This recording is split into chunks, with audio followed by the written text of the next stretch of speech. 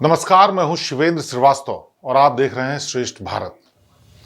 कहते हैं कि राजनीति में कब क्या हो जाए कुछ नहीं कहा जा सकता और कब किसकी ऐसी जरूरत पड़ जाए कि कौन आदमी राजा बन जाए और या कौन रंक बन जाए ये भी तय नहीं होता। आज की कहानी कुछ ऐसी ही है, एक ऐसे शख्स की कहानी जिसका नाता विवादों से है, सियासत से है, रजवाड़े से है और तमाम उन चीज़ों से है जो किसी भी चीज़ को बेहद मसालेदार और चर्चित बना देती हैं। कहते ये भी हैं कि केंद्र की राजनीति का रास्ता उत्तर प्रदेश से ही होकर जाता है। ये राज्य राजनीति की दृष्टि से जितना इम्पोर्टेंट है उतना ही इम्पोर्टेंट यहाँ के तमाम जो लोग हैं, जो किरदार हैं, उनकी वजह से ही है। यहाँ के चाहे राजनेता हों चाहे यहाँ के लोग हों। यूपी में नेताओं का जब भी जिक्र आता है तो अक्सर कई नाम ऐसे आने लगते हैं जो सियासत को बनाते और बिगाड़ते हैं। ये भले ही सियासत के लिहाज से बहुत बड़े चेहरे ना हों, लेकिन उनका होना या ना होना बहुत इंपॉर्टेंट रखता है। ऐसे लोगों को कई बार बाहुबली भी कहा जाता है। ऐसे ही नेता हैं एक बाहुबली नेता जिनका नाम है रघुराज प्रताप सिंह उर्फ राजा भैया। आप सोचेंगे राजा भैया की कहानी आज क्यों? दरअसल राजा भैया इस वक्त बेहद खास हो रहे हैं, सियासत के लिहाज से बेहद चर्चित हो गए हैं, क्योंकि चाहे समाजवादी पार्टी हो चाहे भारतीय जनता पार्टी, सबको राजा भैया की ज़रूरत है।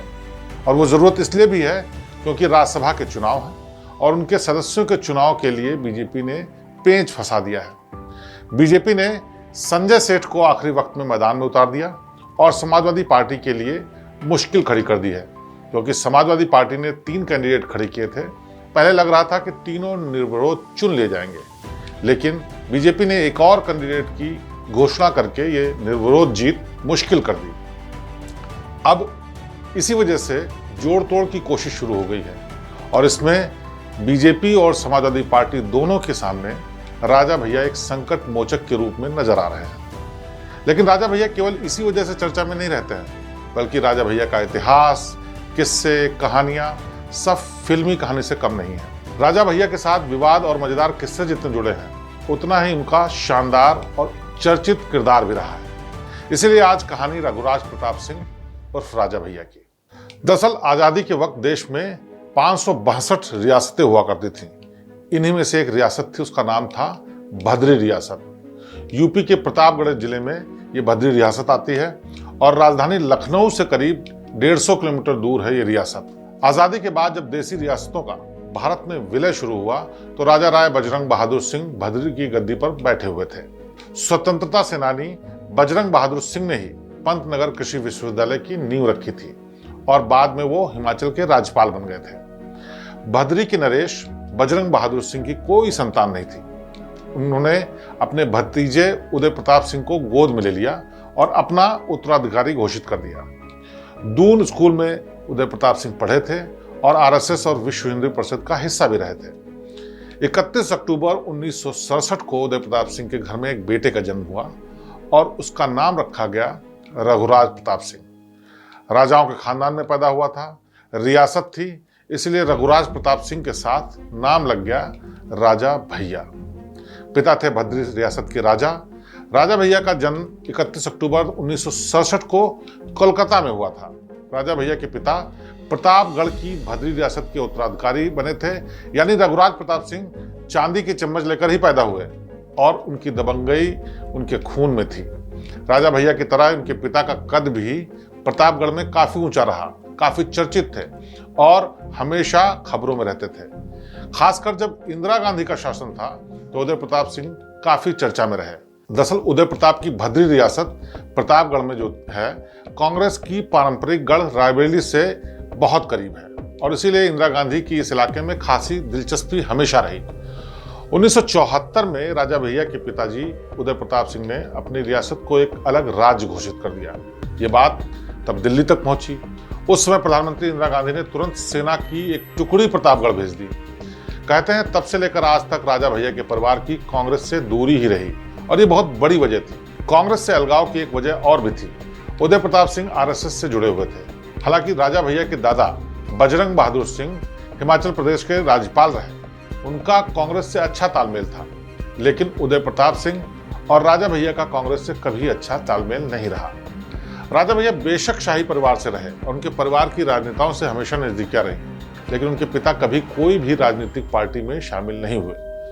राजा भैया ने 1993 में पहली बार राजनीति में कदम रखा। कहते ये भी हैं कि राजा भैया के पैदा होने से पहले ही उनके पिता के गुरु थे देवराहा बाबा। उन्होंने बेटा पैदा होने की भविष्यवाणी कर दी थी, इसीलिए ताउम्र वो और राजा भैया खुद भी देवराहा बाबा को मानते रहे। उस वक्त अटल बिहारी वाजपेयी जैसे बड़े नेता भी देवराहा बाबा के सामने सिर झुकाते थे। राजा उदय प्रताप सिंह एक बार अपनी पत्नी के साथ देवराहा बाबा के आश्रम में देवरिया गए। तभी उन्होंने उदय प्रताप को यह बताया कि जल्द ही उनके घर में एक बेटा होगा। राजा भैया का नाम रघुराज प्रताप सिंह खुद बाबा देवराहा ने ही रखा था और बाबा ने सबसे पहले उन्हें राजा बुलाना शुरू किया, क्योंकि वो राजाओं के खानदान में पैदा हुए और उन्होंने आशीर्वाद भी दिया कि तुम राजा की तरह रहोगे। लिहाजा तब से राजा भैया किसी भी बड़े काम से पहले देवरिया के आश्रम में जरूर जाते हैं, देवराहा बाबा को मानते हैं और उन्हीं की तमाम चीजों को फॉलो भी करते हैं। राजा भैया की पढ़ाई लिखाई ज्यादातर इलाहाबाद में हुई। सबसे पहले नारायणी आश्रम में उन्होंने स्कूल में दाखिला लिया। बाद में इलाहाबाद के स्काउट और गाइड स्कूल से उन्होंने आगे की पढ़ाई की। लखनऊ यूनिवर्सिटी में भी राजा भैया ने पढ़ाई की और वहां से ग्रेजुएशन किया। राजा भैया को बचपन से ही राजाओं वाले शौक भी थे। घुड़सवारी का काफी शौक था, इसीलिए आज भी खाली वक्त में राजा भैया ज्यादातर घुड़सवारी करते हैं। इसके अलावा निशानेबाजी, इसके अलावा और दूसरे खेलों में भी राजा भैया की वैसी ही रुचि है। राजा भैया को एक और शौक है, वो ये कि वो एयरक्राफ्ट उड़ाने का बहुत शौक रखते हैं। एक बार प्लेन उड़ाते उड़ाते राजा भैया बाल बाल बचे, लेकिन फिर भी ये शौक राजा ने कभी नहीं छोड़ा और उसी का नतीजा ये है कि जब भी उनको मौका मिलता है आज भी एयरक्राफ्ट उड़ाने की कोशिश करते हैं। इसके बाद राजा भैया की शादी बस्ती की राजकुमारी भानवी सिंह से हुई और दोनों के 4 बच्चे हुए, 2 बेटे और 2 बेटियां। बेटों का नाम शिवराज सिंह और ब्रजराज सिंह, जबकि बेटियां राघवी और ब्रजेश्वरी। बेशक रघुराज प्रताप सिंह राजा भैया राष्ट्रीय ठाट बाट के साथ रह रहे थे, लेकिन उनकी रुचि राजनीति में थी। राजा भैया के राजनीतिक जीवन की बात अगर करें तो उसकी शुरुआत होती है 1993 से। इसी साल पहली बार राजा भैया ने प्रतापगढ़ की कुंडा सीट से निर्दलीय चुनाव लड़ा और उस वक्त कांग्रेस के नियाज हसन उस सीट पर दबदबा रखते थे। नियाज कुंडा से 6 बार जीत चुके थे, लेकिन इस बार उनका पाला रघुराज प्रताप सिंह से पड़ने वाला था। 26 साल के उस वक्त राजा भैया थे, न अकेले सिर्फ लड़े बल्कि निर्दलीय लड़के नियाज हुसैन को चुनौती दी और जीत गए। राजा भैया पहली बार कल्याण सिंह सरकार में कैबिनेट मंत्री बने। उसके बाद एक बार फिर बीजेपी सरकार में 1999 में स्पोर्ट्स के मिनिस्टर बने, युवा कल्याण के मंत्री बने। इसी दौरान राजनाथ सिंह के बेहद करीब होने की वजह से राजनाथ सिंह का आज भी उनको खास माना जाता है। 2004 में जब समाजवादी पार्टी की सरकार बनी तो रघुराज प्रताप सिंह यानी राजा भैया समाजवादी पार्टी में मिल गए और खाद्य और रसद के मंत्री बन गए। ये वो दौर था जब राजा भैया का कद धीरे धीरे बढ़ रहा था। उत्तर प्रदेश में उनकी दबंगई के जलवे थे। एक तरफ वो सियासी ताकत बढ़ा रहे थे, दूसरी तरफ अपराध से भी नाता खत्म नहीं हो रहा था। कहा यह जाने लगा कि राजा भैया की पैरेलल गवर्नमेंट चलती है। कई मामले जो उनके सामने आते हैं उनका फैसला रघुराज प्रताप सिंह राजा भैया अपनी रियासत के महल में करते हैं और वो जो फैसला करते हैं उसके बाद कोई उसको टाल नहीं सकता। लेकिन रघुराज प्रताप सिंह के बुरे दिन शुरू हुए तब जब मायावती की सरकार आई। 2002 में बीजेपी और बहुजन समाज पार्टी ने मिलकर सरकार बनाई। इसी दौरान राजा भैया पर झांसी के पूर्व विधायक पूरन सिंह बुंदेला के अपहरण का आरोप लग गया। राजा भैया पर पोटा के तहत कार्रवाई शुरू की गई और 2.5 साल तक जेल में रहना पड़ा। हालांकि बाद में उनके ऊपर से पोटा का कानून हटा दिया गया। उनकी बेटी कोठी में छापेमारी भी की गई। बाद में इस तरह की अफवाहें भी सामने आई कि उनके आंगन में बने तालाब में नरकंकाल और हथियार मिले हैं। इस तालाब को लेकर कई किस्से कहानियां भी जुड़े हुए हैं। इस तरह की बातें भी सामने आई कि तालाब में मगरमच्छ रखे गए हैं और राजा भैया अपने दुश्मनों को मौत देने के लिए इसी तालाब में डाल देते हैं और मगरमच्छ उनकी लाश को सफाचट कर जाते हैं। एक बार प्रधानमंत्री चंद्रशेखर से मिलने राजा भैया पहुंचे। उसी दौरान लालू प्रसाद यादव भी वहां पहुंच गए। रघुराज प्रताप को लालू यादव से मिलवाया गया। फिर राजा भैया वहां से निकल गए। तब लालू यादव ने चंद्रशेखर से पूछा क्या ये वही राजा भैया है जो अपने आंगन में तालाब में मगरमच्छ पालते हैं? फिर क्या था? चंद्रशेखर ने भी राजा भैया को वापस अंदर बुलवा लिया और लालू यादव को अपने ही अंदाज में राजा भैया से सवाल पूछने दिया। कहते हैं उस वक्त लालू ने अपने अंदाज में राजा भैया से पूछा, क्यों जी, ये मगरमच्छुआ सही में पाले हैं या गलत बात है? ये सवाल सुनते ही राजा भैया हंसने लगे। राजनीति का एक किस्सा बेहद मजाक में हो, लेकिन इससे पता चलता है कि राजा भैया को लेकर कितने किस्से, कहानियां और विवादित बातें सामने लगातार आती रहती हैं। लेकिन राजा भैया की जो मायावती की सरकार में मुश्किल शुरू हुई थी, वो कभी खत्म नहीं हुई। 2010 में मायावती की सरकार के दौरान राजा भैया एक बार फिर से जेल की सलाखों के पीछे गए। इस बार उन पर पंचायत चुनाव में उम्मीदवार को धमकाने का आरोप लगा। हालांकि 2011 में वो बाहर आ गए। 2012 में अखिलेश सरकार में मंत्री बन गए, लेकिन एक बार फिर से उन पर एक बहुत बड़ा आरोप लग गया। 2013 में उन पर हत्या का आरोप लगा। राजा भैया का नाम प्रतापगढ़ के डीएसपी जिया उल हक के मर्डर में सामने आया। इस घटना के बाद उनको मंत्रिमंडल से इस्तीफा देना पड़ा।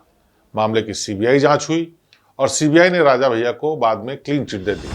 लेकिन डीएसपी की पत्नी ने इलाहाबाद हाईकोर्ट में फाइल किया कि सीबीआई ने एक बार फिर मामले में लीपापोती की है, इसीलिए इसकी जांच फिर से शुरू की जाए।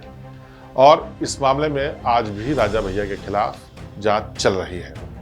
रघुराज प्रताप सिंह पर अगर क्राइम की बात की जाए तो लगभग 47 केस दर्ज हैं।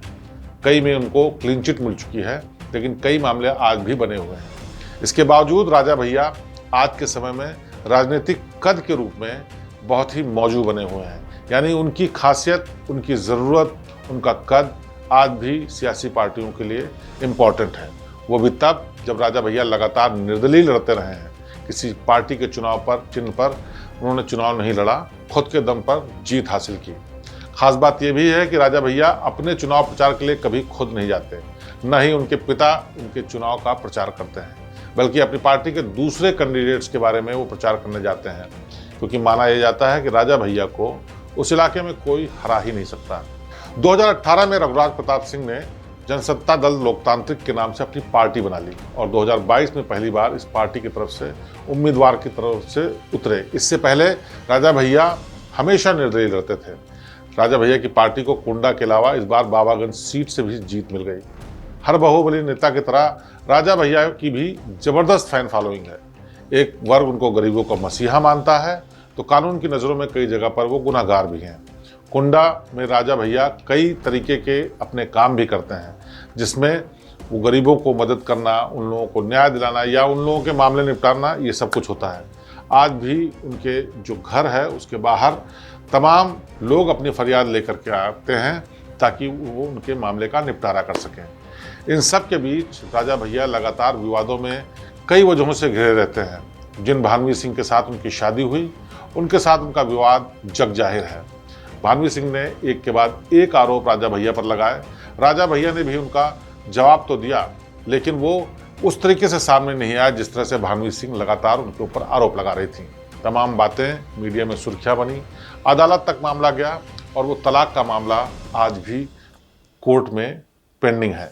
लेकिन इन सब के बीच, चाहे परिवार कलह हो या कोई और विवाद हो, लेकिन इन सब के बीच आज भी एक बात तय है कि उस इलाके में राजा भैया को कई मायनों में लोग पूछते हैं। उसकी वजह यह है कि कहा जाता है कि राजा भैया से या तो लोग खौफ खाते हैं या फिर राजा भैया से प्यार करते हैं। राजा भैया को मानने वाले लोग वो हैं जिनकी किसी न किसी तरीके से राजा भैया ने मदद की है।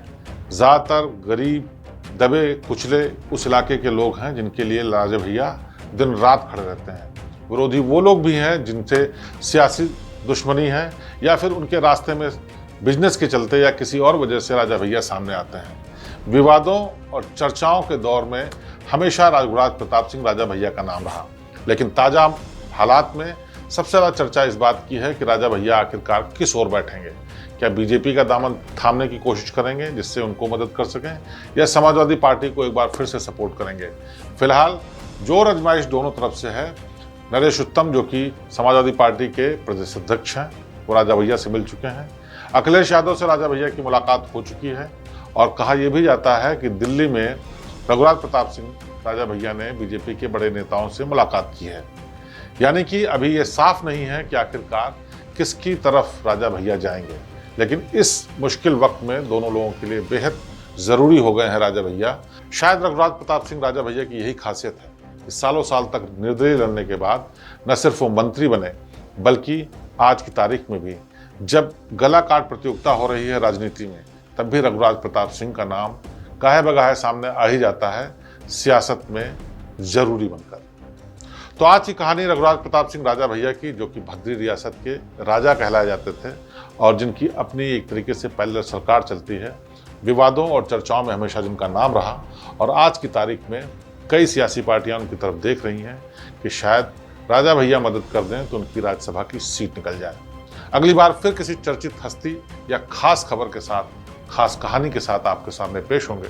तब तक मुझे दीजिए इजाजत। नमस्कार।